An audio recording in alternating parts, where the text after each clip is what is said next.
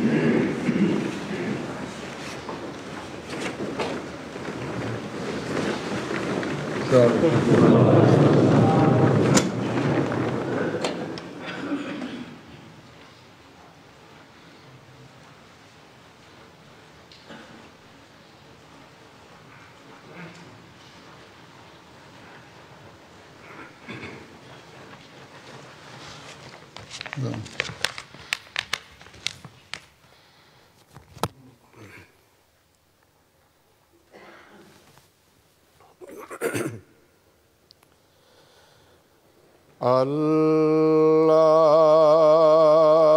أكبر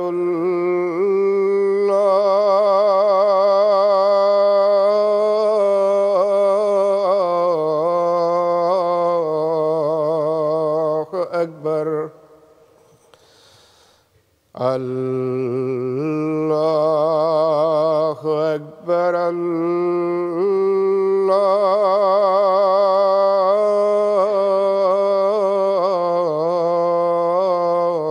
الله أكبر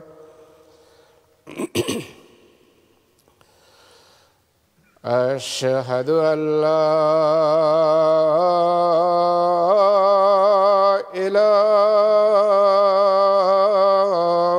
إله إلا الله أشهد أن لا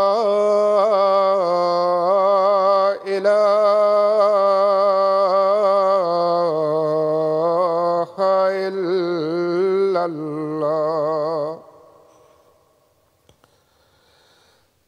أشهد أن محمدًا رسول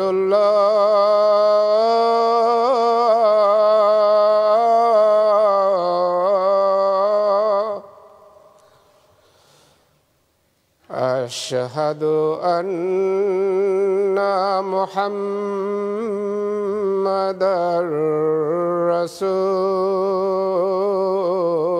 رسول الله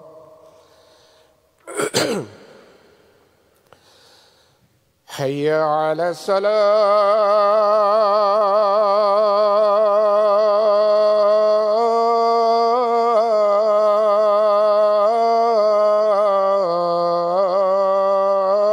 الصلاة حي على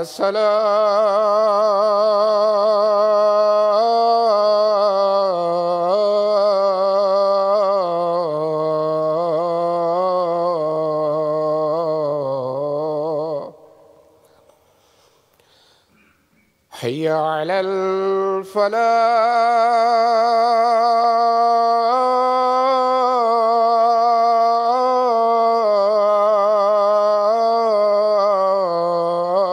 الفلاح حي على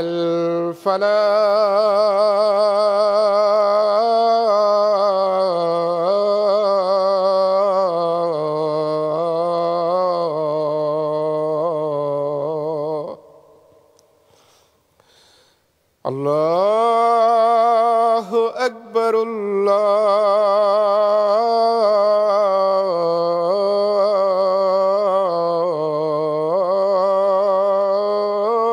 الله أكبر لا إله إلا الله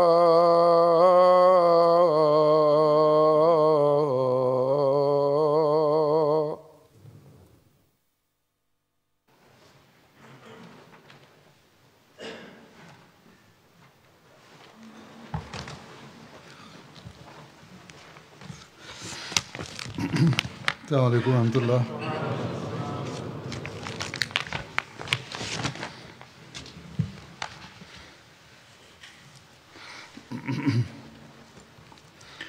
أشهد أن لا إله إلا الله وحده لا شريك له وأشهد أن محمدا عبده ورسوله أما بعد فأعوذ بالله من الشيطان الرجيم بسم الله الرحمن الرحيم الحمد لله رب العالمين الرحمن الرحيم مالك يوم الدين إياك نعبد وإياك نستعين اهدنا الصراط المستقيم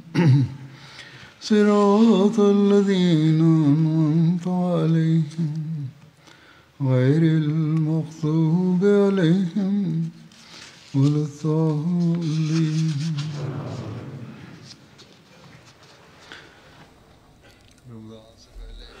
রমজানের পূর্বে মহানবী সাল্লাল্লাহু আলাইহি ওয়াসাল্লাম এর সিরতের বিভিন্ন দিক যুদ্ধের বরাতে বর্ণিত হচ্ছিল, আর এই প্রেক্ষিতে খৈবরের যুদ্ধের ঘটনাবলী বর্ণনা করা হচ্ছিল। আজ আমি সেই বরাতেই কিছু কথা বলবো। খৈবরের বিজয়ের আনন্দের সাথেই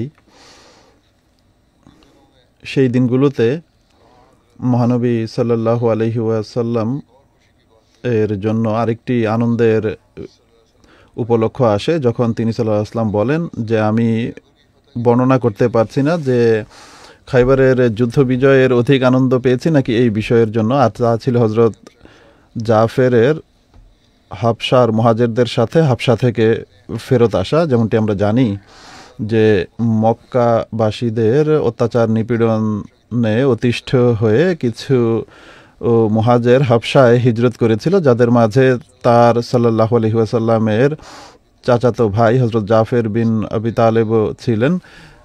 হুদাইবিয়ার সন্ধির পর মহানবী সাল্লাল্লাহু আলাইহি ওয়াসাল্লাম হযরত আমর বিন উমাইয়া জামরিকে নাজ্জাশির দিকে একটি পত্র দিয়ে হাবশায় প্রেরণ করেন, যেখানে লেখা ছিল যে এখন যতজন মুহাজির মুসলমান সেখানে আছে তাদেরকে মদিনায় আমার কাছে প্রেরণ করা হোক। অতএব প্রবাসে 14-15 বছর অতিবাহিত করার পর তারা দুটি নৌকায় আরোহণ করে তারা মদিনায় পৌঁছে।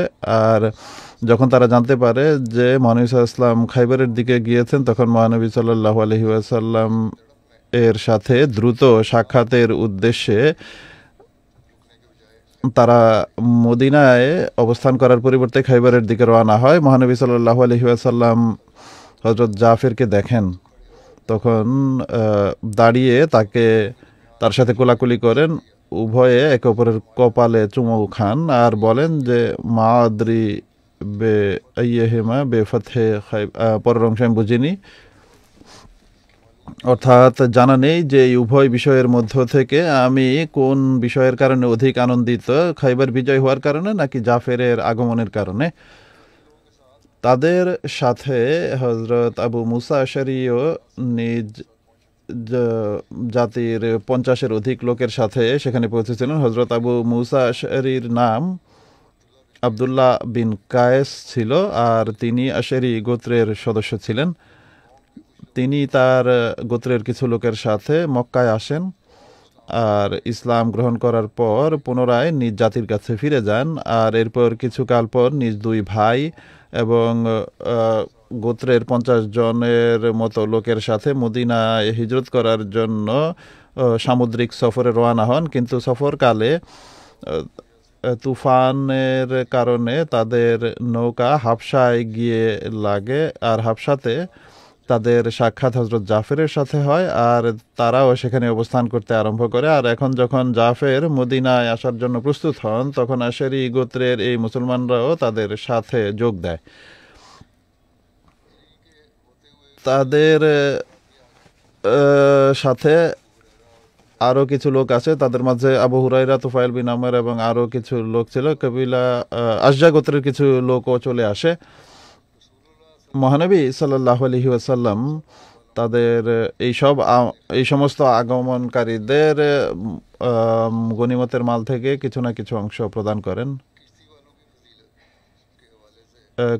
কিস্তি অর্থাৎ নৌকাওয়ালাদের ফজিলত সম্পর্কে বর্ণিত হয়েছে যে হজরত জাফর এবং তার সাথে অন্যান্য মুসলমানরা নৌকায় সফর করে পৌঁছেছিলেন, তাই তাদেরকে আসহাবুস সফিনা অর্থাৎ নৌকাওয়ালা বা কিস্তিওয়ালা বলা হয়। তো যখন তারা মদিনায় পৌঁছে তখন 15 বছর সময় অতিবাহিত হয়ে গিয়েছিল, আর এখানকার মুহাজির মুসলমানরা বহু যুদ্ধে অংশগ্রহণ করেছিলেন আর হিজরতেও তারা অগ্রগামী ছিলেন। তাই মনে হয় একে অপরের সাথে কথাও হতে থাকে যে আমরা তাদের চেয়ে অধিক প্রাধান্য রাখি, অর্থাৎ হাবশায় যারা হিজরতকারী ছিল তাদের চেয়ে অধিক ফজিলত বা প্রাধান্য রাখি এই মদিনায় যারা মুহাজির করেছিল, মুহাজির হয়েছিল মহানবী সাল্লাল্লাহু আলাইহি ওয়াসাল্লামের সাথে।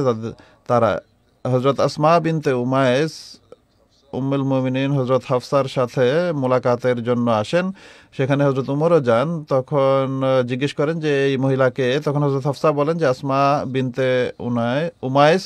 হযরত উমর বলেন যে আচ্ছা, সেই হাফসা ওয়ালি সমুদ্রে যে সফর করে এসেছে? হযরত হাফসা বলেন যে জি হ্যাঁ। তখন হযরত উমর বলেন যে আমরা মদিনায় হিজরত করে তোমাদের চেয়ে এগিয়ে গিয়েছি, তাই তোমাদের তুলনায় আমরা মহানবী সাল্লাল্লাহু আলাইহি ওয়াসাল্লামের অধিক নিকটে বা নিকটবর্তী।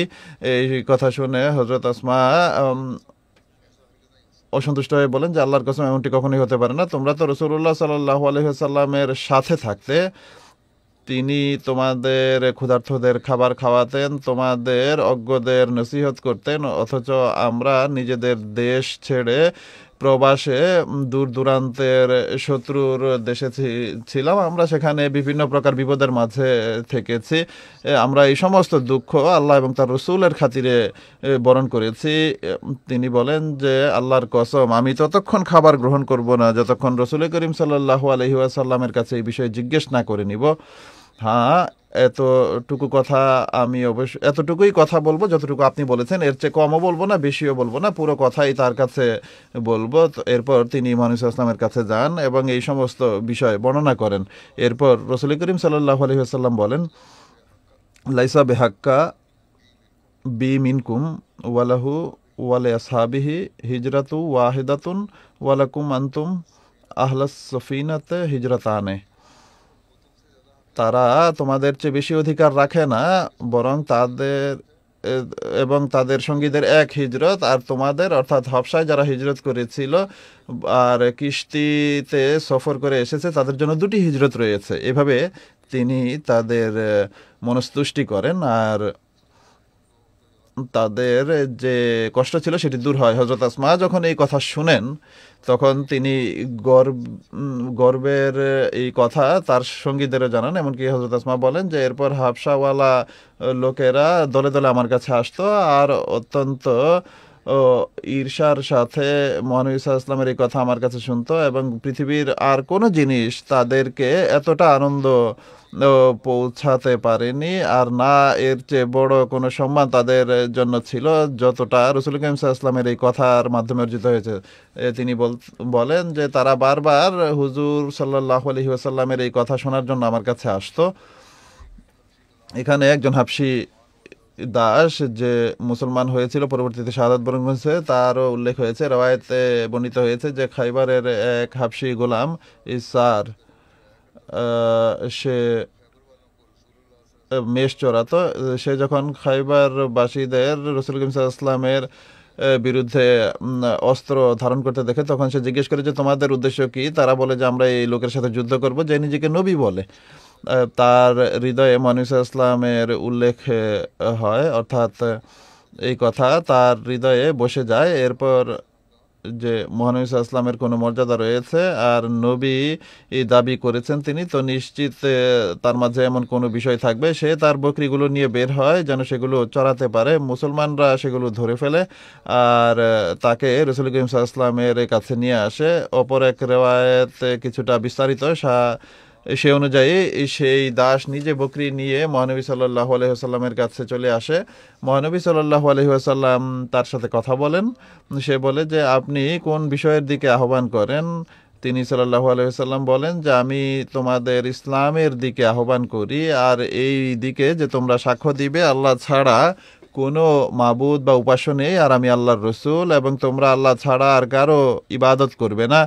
তখন সেই দাস বলে যে আমি যদি এই সাক্ষ্য প্রদান করি তাহলে আমি কি পাবো, আর আমি আল্লাহর প্রতি ঈমান আনলে আমার কি লাভ হবে? মহানবী সাল্লাল্লাহু আলাইহি ওয়াসাল্লাম বলেন যে তুমি যদি এর প্রতি ঈমান আনো তাহলে তোমার জন্য জান্নাত থাকবে। অতএব সেই দাস ইসলাম গ্রহণ করে এবং সে নিবেদন করে যে হে আল্লাহ রসুল সাল্লাল্লাহু আলাইহি ওয়াসাল্লাম, নিশ্চিতভাবে আমি এমন এক ব্যক্তি যার রং কালো আর চেহারাও সুন্দর নয়, আমার শরীর থেকে গন্ধ আসে, আর আমার কাছে ধন সম্পদও নেই। আমি যদি তাদের সাথে যুদ্ধ করি এবং আমাকে হত্যা করা হয় বা আমি নিহত হই তাহলে কি আমি জান্নাতে প্রবেশ করব? তিনি সাল্লাল্লাহু আলাইহি ওয়াসাল্লাম বলেন যে হ্যাঁ, তুমি জান্নাতে প্রবেশ করবে। হাবশি দাস বলে যে হে আল্লাহ রসুল সাল্লাল্লাহু আলাইহি ওয়াসাল্লাম, এই বকরিগুলো আমার কাছে আমানত রয়েছে, এগুলো আমি কি করব? মহানবী সাল্লাল্লাহু আলাইহি ওয়াসাল্লাম বলেন এগুলোকে সেনাবাহিনী থেকে বের করে নিয়ে যাও এবং খোলা ময়দানে ছেড়ে দাও। অবশ্যই আল্লাহ তাআলা তোমার আমানত তোমার পক্ষ থেকে আদায় করে দিবেন, অর্থাৎ এগুলো তার মালিকের কাছে পৌঁছে যাবে।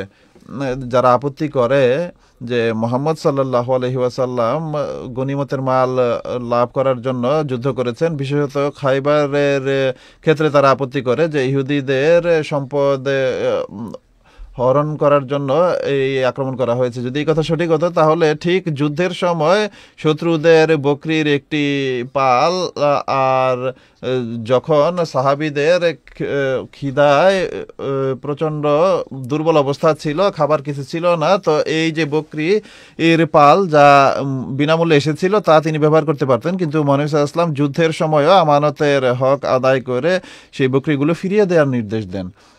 যা হোক, সে এমনই করে, সেই বকরিগুলো একসাথে বের হয়, অথচ সেগুলো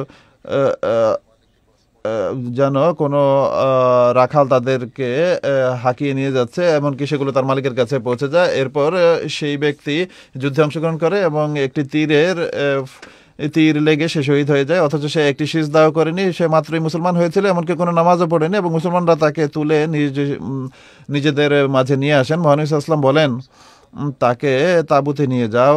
সাহাবীরা তাকে রাসূল করিম সাল্লাল্লাহু আলাইহি ওয়াসাল্লামের তাঁবুতে নিয়ে যান। হযরত আনাস বর্ণনা করেন যে তার কাছে রাসূল করিম সাল্লাল্লাহু আলাইহি ওয়াসাল্লাম যান এবং সে শহীদ হয়ে গিয়েছিল। তিনি সাল্লাল্লাহু আলাইহি ওয়াসাল্লাম বলেন যে আল্লাহ তাআলা তোমার চেহারাকে সুন্দর করে দিয়েছেন, আর তোমার দুর্গন্ধকে সুগন্ধ বানিয়ে দিয়েছেন, এবং তোমার সম্পদকে বৃদ্ধি করে দিয়েছেন। তার জন্য দোয়া করেন এবং বলেন যে আল্লাহ তাআলা তাকে জান্নাতে পৌঁছে দিয়েছেন। হযরত মুসলিম মাউদ রাদিয়াল্লাহু তাআলা আনহু এই ঘটনাটি বর্ণনা করেছেন যে খাইবারের অবরোধকালে এক ইহুদি নেতার রাখাল যে তাদের বকরি চড়াতো মুসলমান হয়ে যায়। মুসলমান হওয়ার পর সে বলে যে হে আল্লাহ রাসূল সাল্লাল্লাহু আলাইহি ওয়াসাল্লাম, আমি তাদের মাঝে যেতে পারবো না, আর এই বকরিগুলো সেই ইহুদির আমানত হিসেবে আমার কাছে রয়েছে, এখন আমি এগুলো কি করব? তিনি সাল্লাল্লাহু আলাইহি ওয়াসাল্লাম বলেন যে বকরিগুলোর মুখ দুর্গের দিকে করে সেগুলোকে হাঁকিয়ে দাও, আল্লাহ তাআলা তোমার পক্ষ থেকে সেগুলোকে সেখানে পৌঁছে দিবেন। অতএব সে এমনই করে এবং বকরিগুলো দুর্গের কাছে পৌঁছে যায় এবং কিলার ভিতরের লোকেরা সেগুলোকে ভিতরে নিয়ে যায়। খাইবারের উপলক্ষে কিছু ফিকহি মাসাইলেরও উল্লেখ পাওয়া যায়। হযরত আব্দুল্লাহ বিন ওমর বর্ণনা করেন যে রাসূল করিম সাল্লাল্লাহু আলাইহি ওয়াসাল্লাম খাইবারের দিন ঘরোয়া মাংস নিষেধ করেন। অনুরূপভাবে আরেকটি রায়তে বর্ণিত হয়েছে যে হযরত আলী বর্ণনা করেছেন মহানবী সাল্লাল্লাহু আলাইহি ওয়াসাল্লাম খাইবারের দিন গৃহপালিত গাধার মাংস নিষেধ করে দেন বা নিষিদ্ধ করেন।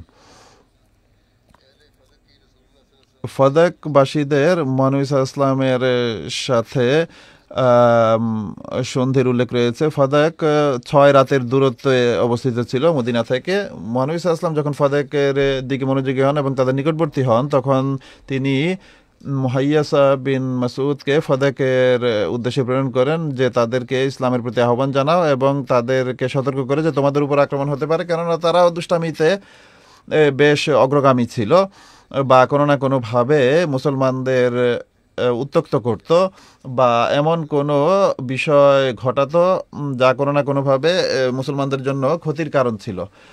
আর তিনি বলেন যে তোমাদের উপর আক্রমণ হতে পারে যেমনটি খাইবারের উপর আমরা আক্রমণ করতে যাচ্ছি। হযরত মুহাইয়াসা বর্ণনা করেন যে আমি তাদের কাছে যাই আর তাদের কাছে 2 দিন অবস্থান করি, কিন্তু তারা টাল বাহানা করতে থাকে এবং বলে যে খাইবারে 10,000 যুদ্ধবাজ সিপাহী রয়েছে এবং তাদের মাঝে আমর, ইয়াসের, হারেস এবং ইহুদি সর্দার মারহাবের ন্যায় লোকেরা রয়েছে। আমরা মনে করি না যে মহানবী সাল্লাল্লাহু আলাইহি ওয়াসাল্লাম তাদের কাছে পৌঁছতে পারবে। হযরত মুহাইয়াসা বর্ণনা করেন যে যখন আমি তাদের শঠতা এবং কট্টরতা দেখি তখন আমি ফিরে যাওয়ার সিদ্ধান্ত নেই। এরপর বলেন যে অতঃপর তারা বলে যে আমরা সেই গোত্রের লোক, আমরা আপনার সাথে কয়েকজন লোক প্রেরণ করছি যারা আমাদের পক্ষ থেকে সন্ধির বার্তা নিয়ে যাবে।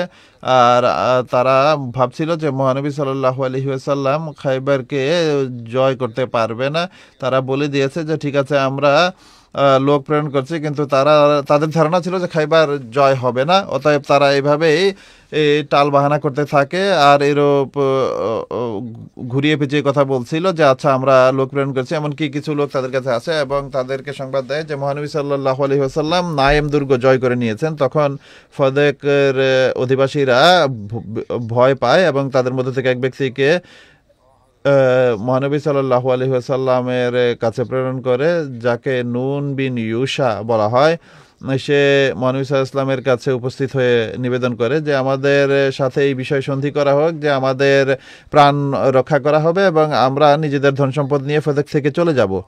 মহানবী সাল্লাল্লাহু আলাইহি ওয়াসাল্লাম তাদের অনুরোধ গ্রহণ করেন। এক রাওয়ায়াতে এটি বর্ণিত হয়েছে যে ফদেকবাসীরা এই বিষয়ে মহানবী সাল্লাল্লাহু আলাইহি ওয়াসাল্লামের সাথে সন্ধি করেছিল যে অর্ধেক জমি তাদের জন্য ছেড়ে বাকি অর্ধেক মহানবী সাল্লাল্লাহু আলাইহি ওয়াসাল্লাম যেন নিয়ে নেন। যেহেতু এই বসতি বিনা যুদ্ধেই লাভ হয়েছিল, তাই মহানবী সাল্লাল্লাহু আলাইহি ওয়াসাল্লামের জন্য এটি এর সম্পদ ছিল। অতএব মহানবী সাল্লাল্লাহু আলাইহি ওয়াসাল্লাম ফদেকের উপার্জন থেকে খরচ করতেন। খাইবারের মালে গনিমত এবং এর বন্টন সম্পর্কে রওয়ায়াত এসেছে। হযরত আবু হুরায়রা বর্ণনা করেন যে আমরা মহানবী সাল্লাল্লাহু আলাইহি ওয়াসাল্লামের সাথে খাইবারের উদ্দেশ্যে রওনা হই এবং গনিমতে আমরা সোনা এবং রূপা পাইনি, শুধুমাত্র উট, গবাদি পশু, জিনিসপত্র এবং বাগান অর্জন করি। আর এক রাওয়ায়াতে আছে যে কাপড় ইত্যাদিও ছিল বা পাওয়া গেছে। শুধুমাত্র কয়েকটি দুর্গ থেকে পাওয়া অস্ত্রের 1000 অস্ত্রের মাঝে 1000 বর্শা, 500 তলোয়ার এবং 500 কামান বা তীরের ধনুক ছিল। মুসাইর বিন ইশার থেকে বর্ণিত হয়েছে যে মহানবী সাল্লাল্লাহু আলাইহি ওয়াসাল্লাম খাইবারকে সামগ্রিকভাবে 36টি অংশে বিভক্ত করেন। তিনি তাদের মাঝে অর্ধেক অংশ অর্থাৎ 18টি মুসলমানদের জন্য নির্ধারণ করেন, যার মাঝে প্রতিটি 100 অংশে বিভক্ত ছিল, অর্থাৎ 1800 অংশ হয়েছিল। মহানবী সাল্লাল্লাহু আলাইহি ওয়াসাল্লামেরও একটি অংশ এদের মধ্য থেকে কোনো একটি অংশের ন্যায় ছিল, অর্থাৎ মহানবী সাল্লাল্লাহু আলাইহি ওয়াসাল্লামের নিজের অংশ তাদের সমান ছিল যতটা অন্যরা পেয়েছিল। ঘোড়ার সওয়ারের 3টি অংশ ছিল এবং পদাতিক সৈন্যের একটি অংশ ছিল। তিনি বাকি অর্ধেক আগামী বিষয় এবং মুসলমানদের জন্য যেসব বিষয় আসবে সেগুলোর জন্য নির্ধারণ করেছিলেন, অর্থাৎ ভবিষ্যতের জন্য সংরক্ষণ করেছিলেন। আর কাতিবা, সোলালেম এবং এর থেকে পাওয়া সম্পদগুলো ছিল, অর্থাৎ সেখান থেকে পাওয়া সম্পদগুলো ছিল। এক রাওয়ায়াতে এটিও বর্ণিত হয়েছে যে কাতিবা থেকে আল্লাহ তাআলার খুমস এবং নবীর অংশ এবং এতিম এবং মিসকিনদের অংশ আর মুহাম্মদ সাল্লাল্লাহু আলাইহি ওয়াসাল্লামের পবিত্র স্ত্রীদের অংশ ছিল। আর মহানবী সাল্লাল্লাহু আলাইহি ওয়াসাল্লাম এবং আহলে ফাদেকের মাঝে যারা তাদের পরের অংশ আমি ধরতে পারিনি। হুজুর বলছেন যে এরপর শস্যের বন্টন হয়।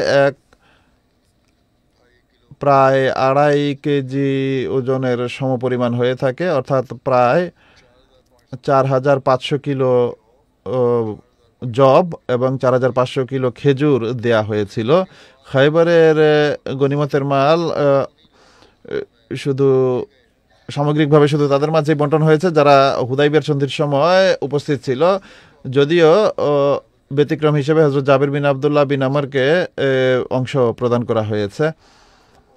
আর অনুরূপভাবে হাবশা থেকে আগমনকারী অর্থাৎ ফিরে আসা এবং আরও কিছু লোককে মালে গনিমত থেকে অংশ দেওয়া হয়েছে। একটি রয়েতে এটিও বর্ণিত হয়েছে যে তিনি সাল্লাল্লাহু আলাইহি ওয়াসাল্লামের জন্য যে খুমুস ছিল তা থেকে অস্ত্র এবং কাপড় ইত্যাদি ক্রয় করা হতো এবং তা থেকে তার পরিবারের সদস্যদের দিতেন এবং বনু মুত্তালিবের সদস্যদেরও দিতেন এবং তাদের এতিম নারী এবং যারা চায় তাদেরকেও দিতেন। ইবনে ইসহাক লিখেছেন যে খাইবারে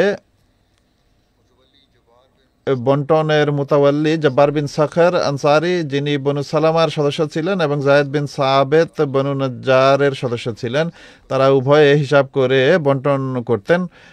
ইবনে সাদ লিখেছেন যে রাসূলুল্লাহ সাল্লাল্লাহু আলাইহি ওয়াসাল্লাম মালে গনিমত একত্রিত করার নির্দেশ দেন।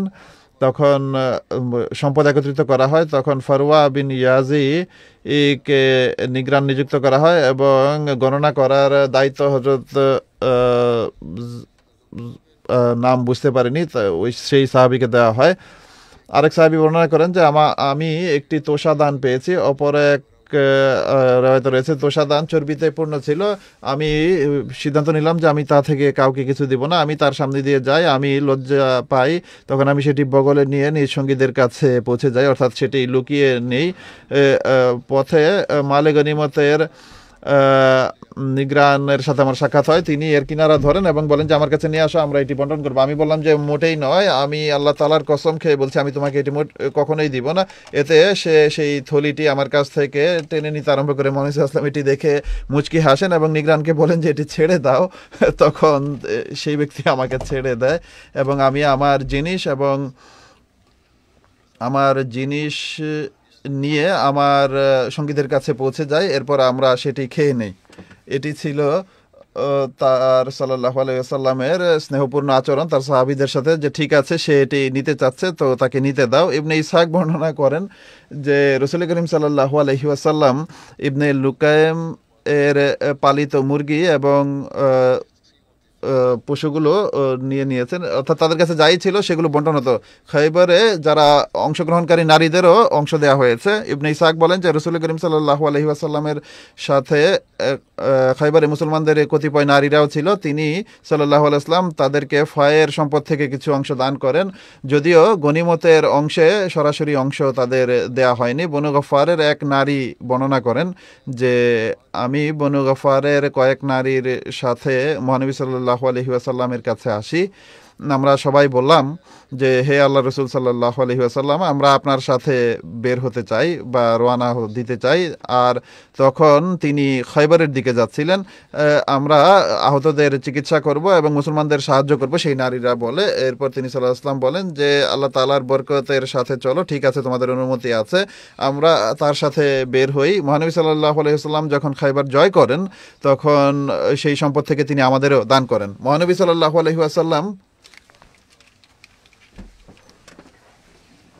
রেওয়ায়তকারী বলছেন যে খোদার কসম, সেই হার সবসময় আমার গলায় থাকতো, আমি এক মুহূর্তের জন্য সেটি আমার থেকে বিচ্ছিন্ন করিনি। এমনকি এই মহিলা সাহাবী ওসিয়ত করেছিলেন যে এই হারটি আমার সঙ্গেই তোমরা সমাহিত করে দিও। এই হারের যে গিট মহানবী সাল্লাল্লাহু আলাইহি ওয়াসাল্লাম দিয়েছিলেন, কোনো হাত সেই গিট যেন না খোলে। বনু গিফারের এই মহিলার নাম ছিল উমাইয়া বিনতে কায়েস আবু সাদ বর্ণিত হয়েছে। হযরত আব্দুল্লাহ বিন উনায়েস রাদিয়াল্লাহু তাআলা আনহু কর্তৃক বর্ণিত হয়েছে, মহানবী সাল্লাল্লাহু আলাইহি ওয়াসাল্লামের সঙ্গে আমরা খায়বার অভিমুখে রওনা হই। আমার সঙ্গে আমার স্ত্রীও ছিলেন, তিনি গর্ভবতী ছিলেন। প্রতিমধ্যে একটি সন্তান জন্ম নেয়। আমি মহানবী সাল্লাল্লাহু আলাইহি ওয়াসাল্লামকে সংবাদ পাঠাই। তিনি বলেন এর জন্য খেজুর ভিজিয়ে দাও। যখন খেজুরটি ভালোভাবে ভিজবে তখন সেই খেজুরের পানি তাকে পান করতে বলো, অর্থাৎ খেজুর পানিতে ভিজিয়ে রাখো। যখন খেজুরটি পানির সঙ্গে মিশে যাবে বা এর রস বের হয়ে আসবে তখন সেই পানি পান করাও। আমি এমনটি করি, তখন আমার স্ত্রীর আর কোনো কষ্ট হয়নি, দুর্বলতা দূর হয়ে যায়, তা তিনি সন্তান জন্ম দেন। যখন আমরা খায়বার বিজয় করি তখন তার জন্য কোনো অংশ দেওয়া হয়নি, কিন্তু মহানবী সাল্লাল্লাহু আলাইহি ওয়াসাল্লাম মহিলাদেরকেও ফায়ের থেকে অংশ দান করেছিলেন, আমার স্ত্রীকেও ফায়ের অংশ দিয়েছিলেন, আমার সেই নবজাতক সন্তানকেও দিয়েছেন যে পথিমধ্যে জন্মগ্রহণ করেছিল। এখানে তওরাতের সহিফা ইহুদিদের ফিরিয়ে দেওয়ার উল্লেখ পাওয়া যায়। খায়বের দুর্গ থেকে যখন মালে গনিমত সংগ্রহ করা হয় তখন এর মধ্যে তওরাতের কিছু কপিও পাওয়া যায়, সহিফেও পাওয়া যায়। হুজুর সাল্লাল্লাহু আলাইহি ওয়াসাল্লামের সমীপে উপস্থিত হয়ে এগুলো ফিরিয়ে দেওয়ার দাবি করে ইহুদিরা। তখন মহানবী সাল্লাল্লাহু আলাইহি ওয়াসাল্লাম তাদের সহিফাগুলো অত্যন্ত যত্ন সহকারে তাদের কাছে ফিরিয়ে দেন। মহানবী সাল্লাল্লাহু আলাইহি ওয়াসাল্লামের ধর্মীয় সৌহার্দ্য এবং ধর্মীয় আবেগ, অনুভূতি এবং তাদের প্রতি সম্মান এবং শ্রদ্ধার বিষয়টি এখানে জানা যায়। তাদের তওরাতকে অত্যন্ত যত্ন সহকারে তাদের কাছে ফিরিয়ে দিয়েছিলেন। আজকালের মতো নয় যে মুসলমানদের সঙ্গে শত্রুদের যখন শত্রুতা হয় তখন শত্রুরা কোরআন পুড়িয়ে দেয়। মহানবী সাল্লাল্লাহু আলাইহি ওয়াসাল্লাম বলেছিলেন, যখন তওরাত পেয়েছো এগুলো সংরক্ষণ করো এবং তারা চাইলে তাদের ফিরিয়ে দিও যত্ন সহকারে। খায়বার থেকে ফেরত আসার সময় ওয়াদিউল কুরা উপত্যকার উল্লেখ পাওয়া যায়। মহানবী সাল্লাল্লাহু আলাইহি ওয়াসাল্লাম খায়বার বিজয়ের পর কয়েকদিন সেখানে অবস্থানের পর এরপর তিনি ইসলামী সেনাদল সহ ফেরত যাত্রা করেন। ওয়াদিউল কুরা ইহুদিদের সঙ্গে আবার প্রতিদ্বন্দ্বিতা হয়। কামা এবং খায়বারের মাঝখানে একটি জায়গা যেখানে অনেক বসতি রয়েছে, একে ওয়াদিউল কুরা বলে। সেখানে বিভিন্ন দুটি জাতির উল্লেখ পাওয়া যায়, সাদ এবং আমু জাতি, এরা এখানে বসবাস করত। ইসলামের পূর্বে ইহুদিরা এই বসতিগুলিতে বসতি স্থাপন করেছিল এবং তারা এই বসতিকে অনেক উন্নতি করেছিল, বসতির উন্নতি ঘটিয়েছিল। হযরত আবু হুরায়রার একটি রিওয়ায়াত আছে এই ঘটনা সম্পর্কে। হযরত আবু হুরায়রা রাদিয়াল্লাহু তাআলা আনহু বর্ণনা করেন, আমরা খায়বার জয় করি, এরপর আমরা মহানবী সাল্লাল্লাহু আলাইহি ওয়াসাল্লামের সঙ্গে ওয়াদিউল কুরা উপত্যকায় যাই এবং তার সঙ্গে তার একজন কৃতদাস ছিল যাকে মিদম বলা হতো। বনু জবাব কারো মাধ্যমে তার কাছে উপহারস্বরূপ পাঠিয়েছিলেন। মহানবী সাল্লাল্লাহু আলাইহি ওয়াসাল্লাম তার সেই ব্যক্তির দিকে এক অজ্ঞাত পরিচয় ব্যক্তির তীর ছুটে আসে, সেই কৃতদাসের গায়ে বিদ্ধ হয় সেটি এবং সে মারা যায়। মহানবী সাল্লাল্লাহু আলাইহি ওয়াসাল্লাম বলেন, এর জন্য শাহাদাত মোবারক হোক। মহানবী সাল্লাল্লাহু আলাইহি ওয়াসাল্লাম বলেন যে না, সেই সত্তার কসম যার হাতে আমার প্রাণ, সেই চাদর তার শরীরে আগুনের মতো, যে চাদরটি সে মালে গনিমত থেকে নিয়েছিল, যতক্ষণ পর্যন্ত সে মালে গনিমত বন্টন হয়নি তার পূর্বেই সেই চাদর চুরি করে নিয়ে গিয়েছিল। মহানবী সাল্লাল্লাহু আলাইহি ওয়াসাল্লামের কাছ থেকে যখন একজন এই কথা শুনেন যে এটি তো খুবই ভয়াবহ কথা, চাদর চুরি করেছিল, তাই সে ভয় পেয়ে যায়। সে একটি বা দুটি জুতার ফিতা নিয়ে আসে, সে বলে যে এটি সেই জিনিস, আমিও মালে গনিমত বন্টনের পূর্বে এটি তুলে নিয়েছিলাম। মহানবী সাল্লাল্লাহু আলাইহি ওয়াসাল্লাম বলেন, একটি জুতার ফিতা হোক বা দুটি জুতার ফিতা হোক, এটি আগুনে নিক্ষেপ করার কারণ হয়। ছোট ছোট জিনিসও যদি চুরি করা হয় তাহলে তা তোমার জন্য আগুনে নিক্ষিপ্ত হওয়ার কারণ হয়ে দাঁড়াবে, আগুনে যাওয়ার কারণ হবে, জাহান্নামে যাওয়ার কারণ হবে। যা হোক, এই যুদ্ধের বিস্তারিত বিবরণ আরও বিশদভাবে লেখা আছে। মহানবী সাল্লাল্লাহু আলাইহি ওয়াসাল্লাম এখানকার ইহুদিদের সঙ্গে যুদ্ধের উদ্দেশ্যে সাহাবিদের কাতারবদ্ধ করে দাঁড় করান এবং সাদ বিন ওবাদের হাতে একটি পতাকা হযরত হুবাব বিন মুনজিরকে এবং একটি পতাকা হযরত সুহাইল বিন হুনায়ফকে এবং একটি পতাকা হযরত আব্বাদ বিন বিশর রাদিয়াল্লাহু তাআলা আনহুকে প্রদান করেন। এরপর মহানবী সাল্লাল্লাহু আলাইহি ওয়াসাল্লাম ইহুদিদেরকে ইসলাম গ্রহণ করার দাওয়াত দেন এবং তাদেরকে বলেন, যদি তারা ইসলাম গ্রহণ করে নেয় তাহলে নিজেদের প্রাণ এবং সম্পদ রক্ষা করতে পারবে এবং এগুলোর হিসাব আল্লাহর সমীপে থাকবে। কিন্তু ইহুদিরা ইসলাম গ্রহণে অস্বীকৃতি জানায়, যুদ্ধের জন্য প্রস্তুত হয়ে যায়। সর্বপ্রথম একজন ইহুদি মল্লযুদ্ধের জন্য বের হয় আর দ্বন্দ্বযুদ্ধের জন্য বের হয়, আর তাকে একজন মুসলমান হত্যা করে। হযরত আলী আরেকজন বের হয়, তাকে হত্যা করে। এরপর একজন ইহুদি আসে এবং হযরত আবু দুজানা তাকে হত্যা করেন। এভাবে রাত পর্যন্ত দ্বন্দ্বযুদ্ধ চলতে থাকে, মল্লযুদ্ধ চলতে থাকে। মোট কথা 11 জন ইহুদি মারা যায়। পরের দিন সূর্য উদিত হওয়ার পূর্বেই ইহুদিরা অস্ত্র সমর্পণ করে এবং মহানবী সাল্লাল্লাহু আলাইহি ওয়াসাল্লাম ওয়াদিউল কুরা বিজয় কুরা উপত্যকা জয় করেন। সেখানকার ইহুদিদের ধন সম্পদ গনিমত হিসেবে আল্লাহ তাআলা তাকে দান করেন, আর মুসলমানরা এর মধ্যে অনেক ধন সম্পদ লাভ করেন এখান থেকে। আর মহানবী সাল্লাল্লাহু আলাইহি ওয়াসাল্লাম কুরা উপত্যকায় সেই মালে গনিমতের সম্পদ সাহাবীদের মাঝে বিতরণ করে দেন এবং সেই জমি এবং কৃষি জমি ইহুদিদের হাতেই ছেড়ে দেন। যেভাবে খায়বারে তাদেরকে সেখানে জমি দান করেছিলেন যে ঠিক আছে, এই জমি তোমরা নিজেদের কাছে রাখো, তোমরা চাষবাস করো। আল্লামা বালাজুরি বলেন যে মহানবী সাল্লাল্লাহু আলাইহি ওয়াসাল্লাম হযরত আমর বিন সাঈদ বিন আস রাদিয়াল্লাহু আনহুকে ওয়াদিউল কুরা উপত্যকা গভর্নর নিযুক্ত করেন। তিনি 4 দিন পর্যন্ত ওয়াদিউল কুরায় অবস্থান করেন, এরপর মদিনায় ফিরে আসেন। এর বিস্তারিত বিবরণ ইনশাআল্লাহ আগামীতে বর্ণনা করা হবে। আমি কয়েকজন প্রয়াত ব্যক্তির স্মৃতিচারণ করব এবং ইনশাআল্লাহ নামাজের পর তাদের গায়েবানা জানাজাও পড়ানো হবে ইনশাআল্লাহ। প্রথম স্মৃতিচারণ হচ্ছে মুকাররম মৌলানা মোহাম্মদ করিমউদ্দিন শাহেদ সাহেবের, যিনি সদর ছিলেন সদর আঞ্জুমানে আহমদিয়া কাদিয়ানের। সম্প্রতি তিনি রমজান মাসে ইন্তেকাল করেন 83 বছর বয়সে। ইন্না লিল্লাহি ওয়া ইন্না ইলাইহি রাজিউন। মরহুম মুসি ছিলেন। তার পিতা বয়াত করে আহমদিয়া জামাত গ্রহণ করেছিলেন এবং বিভিন্ন জায়গায় তিনি বেসরকারি চাকরি করতেন। গ্রামে তারা বসবাস করতেন, সেখানে শিক্ষা দীক্ষার খুব ভালো ব্যবস্থা ছিল না। তাই হায়দ্রাবাদের চিন্তাকুণ্টা শেখ মঈনুদ্দিন সাহেব তাকে উচ্চশিক্ষার জন্য, মৌলানা করিমউদ্দিন সাহেবকে উচ্চশিক্ষার জন্য কাদিয়ানে পাঠান। 1954 সনে মাদ্রাসা আহমদিয়ায় তিনি শিক্ষা গ্রহণের উদ্দেশ্যে ভর্তি হন। 1957 সনে তিনি পাশ করে বের হন। এরপর মৌলভী ফাজেলের প্রস্তুতি নেন। 1960 সনে তিনি পাঞ্জাব বিশ্ববিদ্যালয় চণ্ডীগড় থেকে মৌলভী ফাজেল পাশ করেন। পরবর্তীতে উচ্চশিক্ষার জন্য তিনি রাবোয়ায় যান, সেখানে 2 বছর জামিয়া আহমদিয়ায় শিক্ষা গ্রহণ করেন, শাহেদ ডিগ্রি অর্জন করেন। এভাবে ভারতে শাহেদ ডিগ্রি অর্জনকারী তিনি প্রথম মুরব্বী ছিলেন।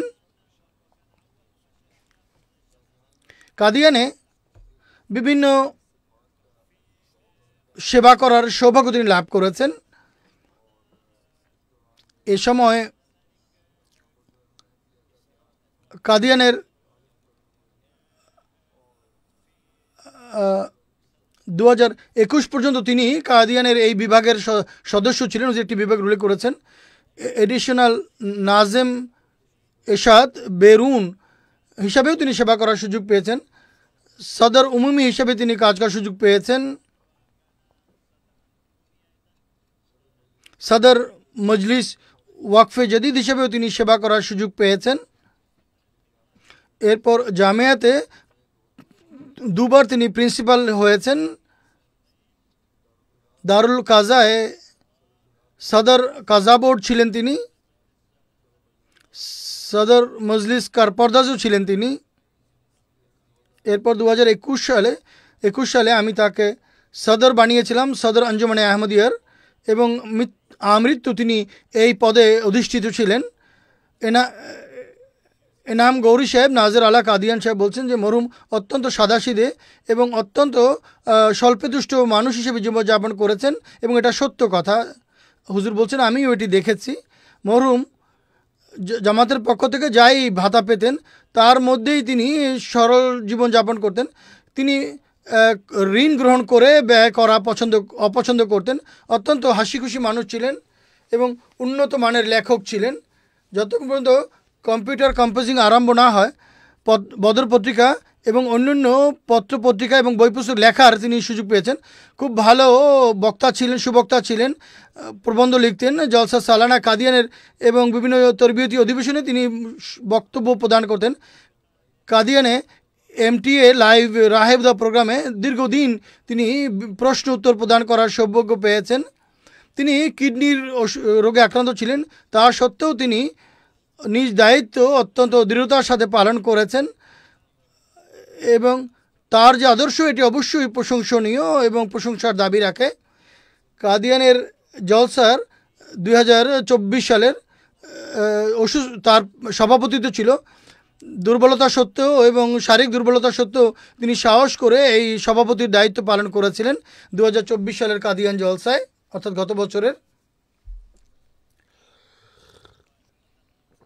উদ্বোধনী অধিবেশনের সভাপতি ছিলেন সম্ভবত এটাই বলছেন। একইভাবে শুরা গত শুরায় তিনি সভাপতির দায়িত্ব পালন করেছেন। আল্লাহ তাআলা ৬২ বছর এর দীর্ঘ কাল তাকে জামাতের সেবা করার তৌফিক দিয়েছেন। ৬২ বছর, আলহামদুলিল্লাহ। তিনি জীবনের শেষ সময় তার পরিবারের লোকদের কাছে কথাই বলতেন যে রমজান মাসে আমি জন্মগ্রহণ করেছিলাম, দেখবে আমি রমজানেই মারা যাব। ২৭শে পবিত্র রমজান তিনি ইন্তেকাল করেছেন। যেমনটি আমি বলেছি, অত্যন্ত পরিশ্রমী এবং একজন বিনয়ী মানুষ ছিলেন। সবসময় এই চেষ্টাই করতেন নিজের কাজ নিজে করবেন, কারো উপরে যেন বোঝা না হন। তার ব্যক্তিগত কাজও তিনি নিজেই করতেন। তিনি একজন আলেম ছিলেন এবং ব্যবহারিক জীবনেও তা প্রমাণ করেছেন। তিনি ওয়াকফ করেছিলেন এবং ওয়াকফের দায়িত্ব যথাযথভাবে পালন করেছেন। আল্লাহ তাআলা তার পদমর্যাদা উন্নীত করুন। তিনি প্রথম বিয়ে করেছিলেন, যেখানে তার 2 জন কন্যা এবং 2 জন পুত্র সন্তান রয়েছে, এবং স্ত্রী মারা গেলে তিনি দ্বিতীয় বিয়ে করেন। তার মেয়েরা জামাতা সবাই তারা ধর্ম সেবা করার সুযোগ পাচ্ছেন।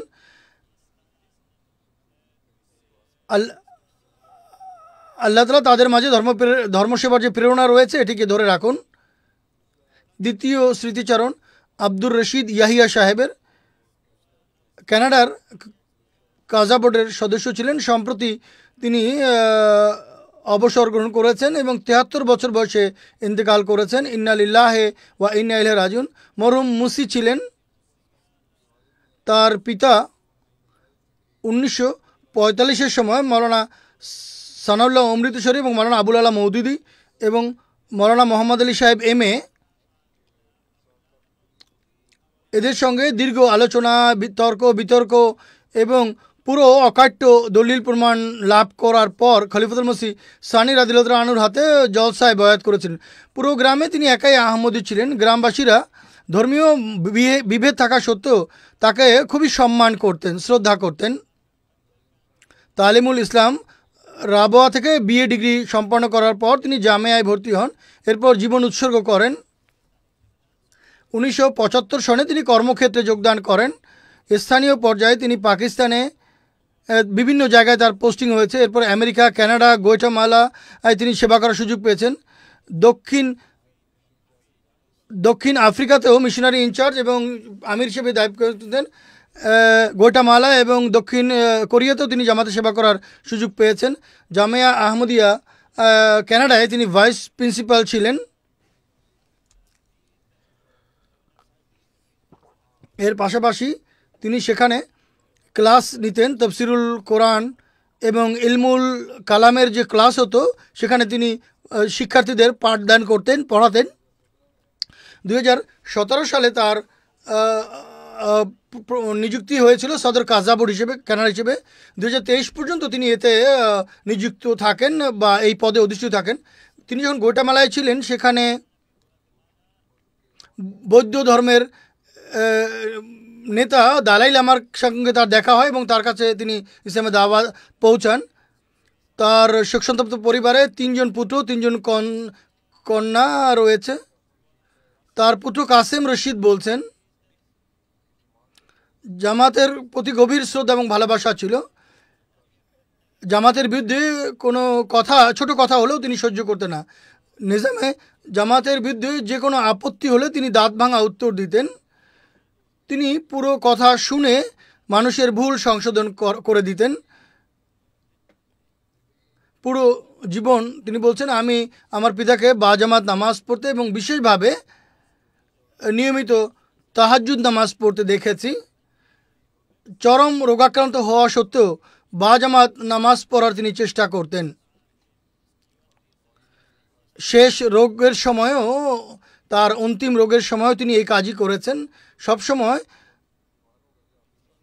শেষ বছরে তিনি অত্যন্ত অসুস্থ হয়ে পড়েছিলেন, কিন্তু অত্যন্ত কৃতজ্ঞতার সাথে এই সময় পার করেছেন, আলহামদুলিল্লাহ বলতেন এবং এই চেষ্টাই করতেন তিনি। এবং বারবার সন্তানদেরকে এই উপদেশও দিতেন যে খেলাফতের সঙ্গে সম্পৃক্ত থাকবে, সংযুক্ত থাকবে। এবং বলছেন যে সব সময় আমাকে উৎসাহ দিতেন আমি যেন সোশ্যাল মিডিয়াতে যেন আমি নির্ভীকভাবে গৌরব ভরে লিখি, কেননা এটি বিশ্ব এবং বিশ্ব মানবতার ঐক্যবদ্ধ হওয়ার একমাত্র মূল মন্ত্র। তিনিও দায়িত্ব পালন করেছেন নিষ্ঠার সাথে।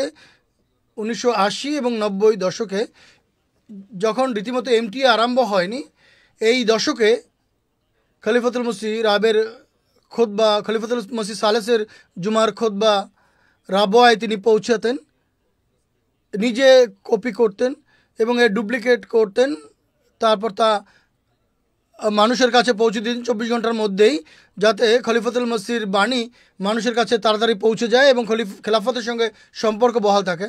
মনসুর নুরুদ্দিন সাহেব হচ্ছে তার ভাগ্নে, রাবোয়াতে মুরব্বী হিসেবে দায়িত্ব পালন করছেন। তিনি বলেন যে প্রায় 53 বছর তিনি ওয়াকফের দায়িত্ব অত্যন্ত নিষ্ঠা এবং বিশ্বস্ততার সাথে পালন করেছেন। তিনি বলেন আমি তাকে এমনটি করতে দেখেছি, তিনি ওয়াকফের সঙ্গে একদম নিবিড় সম্পর্ক আর জামাতের প্রতিনিধি হওয়ার দায়িত্ব তিনি পালন করেছেন, আর যুগ খলিফার আনুগত্যকারী এবং পুরোপুরি অনুগত ছিলেন তিনি।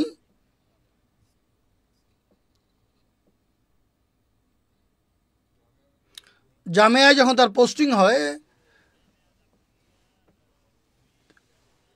তিনি নিয়মিত তার লেকচার প্রস্তুত করতেন। এই জন্য যে জামিয়ার শিক্ষার্থীরা সর্বোত্তম শিক্ষার্থী, সর্বোত্তম মুরব্বী এবং মোবাল্লিগ হিসেবে বের হয়, এবং তিনি বলতেন যে খলিফাতুল মসিহ তোমাদের প্রতি আস্থা রেখে আমার প্রতি আস্থা রেখেছেন, আমাকে এই আস্থার প্রতিদান দিতে হবে। মোহাম্মদ আফজাল সাহেব একজন মুরব্বী, তিনি বলছেন তিনি খুবই হাসিখুশি মানুষ এবং একজন বিশ্বস্ত ওয়াকিফ জিন্দেগি ছিলেন। জামাতের সেবাকে সব কাজের উপর অগ্রাধিকার প্রদান করতেন এবং কখনও সহযোগিতা করতে বিলম্ব করেননি। আব্দুল নূর আবেদ সাহেব বলছেন আমাদেরকে তফসিরুল কোরআন পড়াতেন, অত্যন্ত পরিশ্রম, ভালোবাসা এবং স্নেহের সঙ্গে পড়াতেন এবং আমাদেরকে নোটস লেখাতেন এবং গভীর মনোযোগ দিয়ে চেক করতেন। তিনি বলছেন যে নোটস এখনও আমাদের কর্মক্ষেত্রে কাজে আসে, আল্লাহ তাআলা তার প্রতি ক্ষমা এবং দয়াসুলভ ব্যবহার করুন। পরবর্তী স্মৃতিচারণ মির্জা ইমতিয়াজ আহমদ সাহেবের, হায়দ্রাবাদ সিন্ধ জেলার আমির ছিলেন, মির্জা নজির আহমদ সাহেবের পুত্র। তিনি সম্প্রতি ইন্তেকাল করেছেন, ইন্না লিল্লাহি ওয়া ইন্না ইলাইহি রাজিউন। তার পরিবারে আহমদিয়াত প্রবেশ করেছিল তার দাদার মাধ্যমে, যিনি প্রথম খেলাফতের যুগে প্রথমে লিখিত, এরপর তিনি সরাসরি খলিফাতুল মসিহর হাতে হাত রেখে কাদিয়ানে গিয়ে বয়াত করেছিলেন। মরহুম মির্জা ইমতিয়াজ সাহেব বিএ পাশ করার পর ব্যক্তিগত ব্যবসা আরম্ভ করেন, মেডিকেল স্টোর খুলেন। তিনি আল্লাহ তাআলার ফজলে যৌবন বয়স থেকেই জীবনের শেষ মুহূর্ত পর্যন্ত ধর্মসেবার সুযোগ পেয়েছেন। আল্লাহ তাআলা তাকে সুযোগ দিয়েছেন, তৌফিক দিয়েছেন। নিয়মিত তাহাজ্জুদ পড়তেন, দরিদ্র এবং অভাবীদেরকে কাউকে না বলেই গোপনে তিনি সাহায্য করতেন। তার পুত্র লিখেছেন কথা,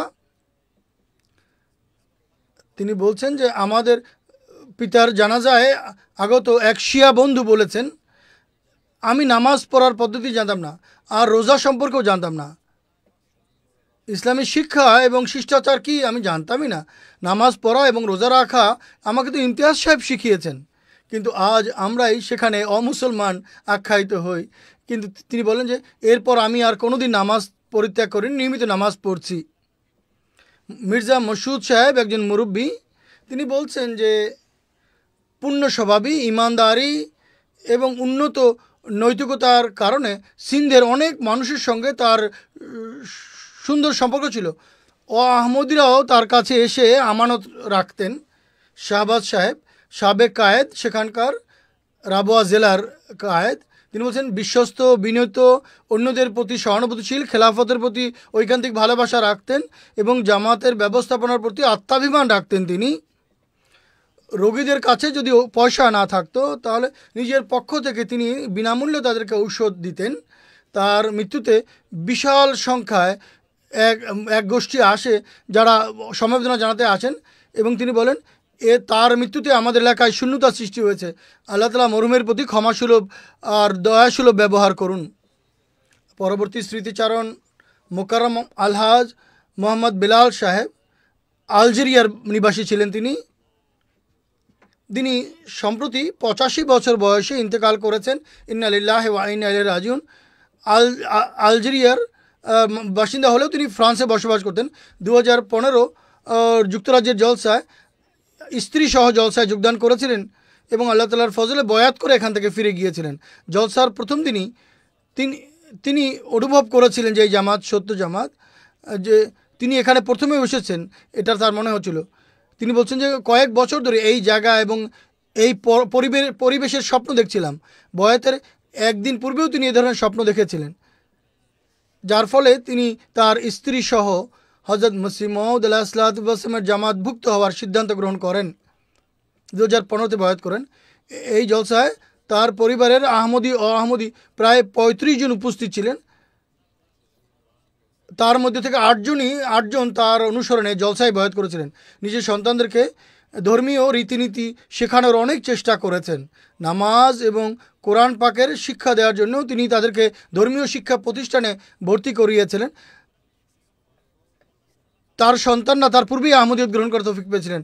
তার সন্তান বলছেন যে পিতা আমাদেরকে ধর্মীয় শিক্ষা দিয়েছিলেন, যা আমাদের হৃদয়ে ধর্মের প্রতি গভীর ভালোবাসা এবং আনুগত্যের চেতনা সৃষ্টি করেছিল এবং এ কারণে আমাদের জন্য আহমদিয়ত গ্রহণ করা সহজ হয়ে গিয়েছিল। তার পরিবারে আহমদিয়ত তার বড় পুত্র মোহাম্মদ আল আরাবির মাধ্যমে এসেছিল, যিনি স্যাটেলাইট চ্যানেল অ্যাডজাস্ট করছিলেন। তখন হঠাৎ করে MT এর চ্যানেল দেখতে পান এবং সেখানে আজ খলিফাতুল মসিহ রাবেকে তিনি দেখতে পান এবং তিনি পরবর্তীতে আহমদিয়ত বিশেষভাবে হজরত ঈসা আলাইহিসসালামের মৃত্যু সম্পর্কে গভীরভাবে গবেষণা করেন।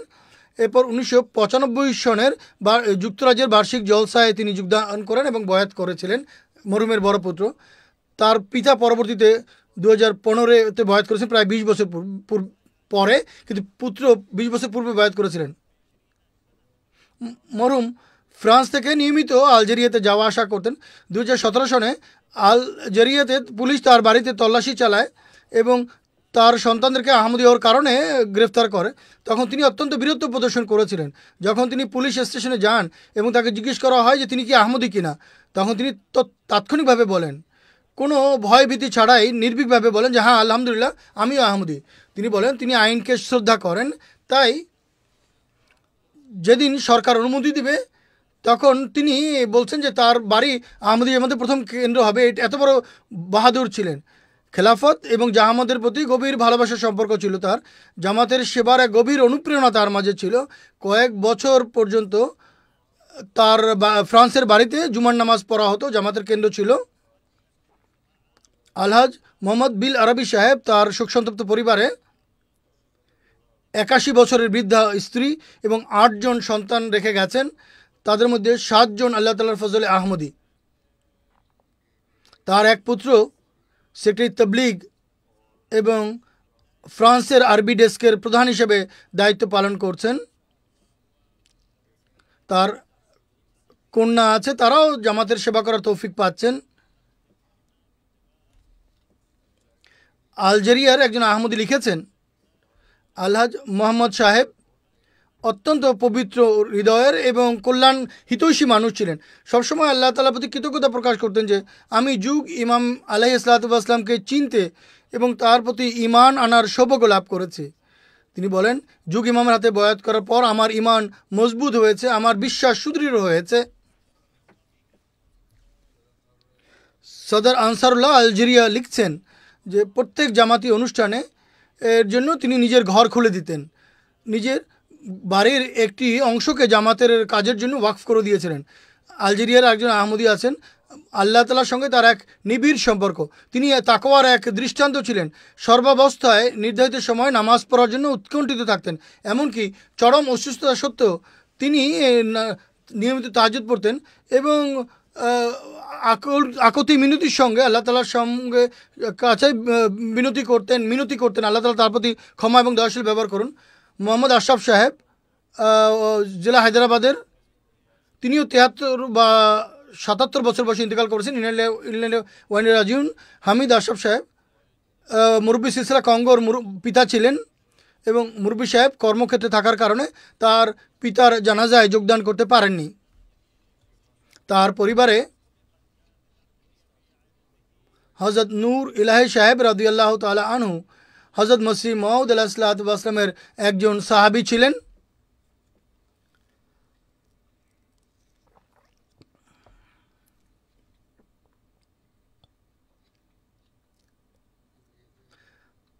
তার মাধ্যমে তার পরিবারে আহমদিয়ত প্রবেশ করেছিল।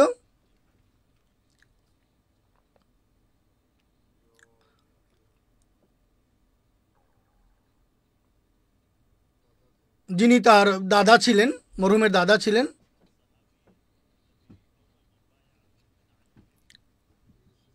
নাভিদ আশরাফ সাহেব কঙ্গোর মুরব্বী সিলসিলা লিখছেন, পিতা ধর্মের প্রতি গভীর ভালোবাসা রাখতেন। তার পিতা তার পূর্বপুরুষদের মাধ্যমেই তার রক্তের মধ্যে ধর্মের সেবা প্রবেশ করেছিল। খেলাফতের প্রতি গভীর ভালোবাসা শ্রদ্ধা ছিল।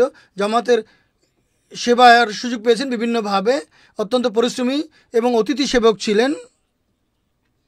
1952 সনে কয়েকদিনের জন্য আল্লাহ রাস্তায় বন্দী হওয়ার সৌভাগ্য লাভ করেছেন। পবিত্র কোরআন তেলাওয়াত আর হযরত মসিহ ইসলাম এবং জামাতের খলিফাদের বক্তব্য অত্যন্ত মনোযোগ দিয়ে পড়তেন এবং তার হৃদয়ে সেগুলো বাসা করে নিত, ঘর করে নিত। তার মৃত্যুতে চরম শত্রুও, জামাতের এক চরম শত্রু, ঘোরতর শত্রুও আফসোস করতে আসে এবং বলে অত্যন্ত পুণ্যবান এবং ভালো মানুষ ছিলেন তিনি। এমন মানুষ আমি কখনো দেখিনি, অথচ সে জামাতের ঘোরতর শত্রু। 1952 সনে কোটরিতে চরম বিরোধিতাকালে জামাতের বিরোধিতার সঙ্গে বীরত্ব এবং দৃঢ় ইমানের পরিচয় তিনি দিয়েছিলেন। মৃত্যুর একদিন পূর্বেও আমেলার মিটিংয়ে যোগদান করেছিলেন, নিজের চাঁদা পরিশোধ করেন এবং মৃত্যুর দিন তাহাজ্জুদ নামাজ পড়েন, পবিত্র কোরআন তেলাওয়াত করেন, ফজরের নামাজ পড়েন এবং এরপর 7:45 দিকে আল্লাহ তাআলার সমীপে তিনি উপস্থিত হয়েছেন। তার মৃত্যু হয়। শাহবাজ আহমদ সাহেব সাবেক কায়েদ হায়দ্রাবাদ, তিনি বলছেন অনেক সেবক ছিলেন, জামাতের প্রতি আত্মাভিমান রাখতেন, একজন বীর পুরুষ ছিলেন তিনি, আর তবলিগের প্রতি গভীর ভালোবাসা রাখতেন, উন্মাদনা রাখতেন। তিনি বলছেন সবচেয়ে বড় যে বিষয়টি আমি তার মাঝে দেখেছি, এমনভাবে সেবা করতেন যেভাবে মানুষ প্রতিদিন নিজের একটি ব্যক্তিগত কাজ করে, এভাবে তিনি ধর্মসেবা করতেন। তিনি বলতেন যে আমাদের একজন কর্মী ছিল, কর্মচারী ছিল। একবার জামাতের বিরোধিতা অনেক বেড়ে যায়, তখন মৌলবীরা ব্যবস্থাপনাকে বলে এবং ব্যবস্থাপনার উপরে চাপ দেয় যে একে চাকরি থেকে বহিষ্কার করো। তখন মৌলবীরা বলে যে তুমি বাদ দাও, এক মির্জাই কাদিয়ানি আহমদি, তার মধ্যে কোন দোষ আছে সেটা আমাকে বলো, যেই দোষ দেখি আমি তাকে আমার কোম্পানি থেকে বহিষ্কার করব। তখন মৌলবীরা কোনো উত্তর দিতে পারেনি এবং এভাবে তিনি সেই কোম্পানিতেই চাকরি করতে থাকেন। তার চাকরির কথা বলছে। শোক সন্তপ্ত পরিবারের স্ত্রী এবং 3 জন কন্যা এবং 4 জন পুত্র সন্তান রেখে গেছেন। আল্লাহ তাআলা তাদের সন্তান সন্ততিও আছে। আল্লাহ তাআলা মরহুমের প্রতি পদমর্যাদা উন্নীত করুন এবং তার প্রতি ক্ষমাসুলভ ব্যবহার করুন। আমিন।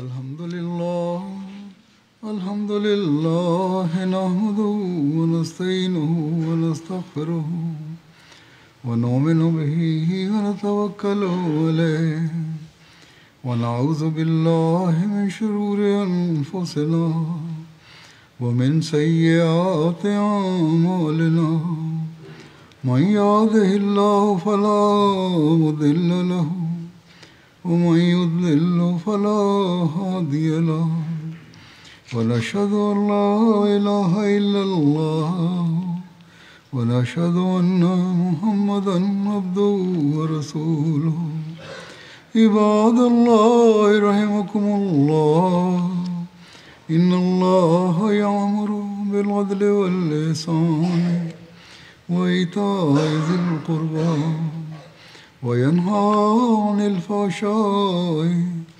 والمنكر والبغي يعظكم لعلكم تذكرون اذكروا الله يذكركم وادعوه يستجب لكم ولذكر الله أكبر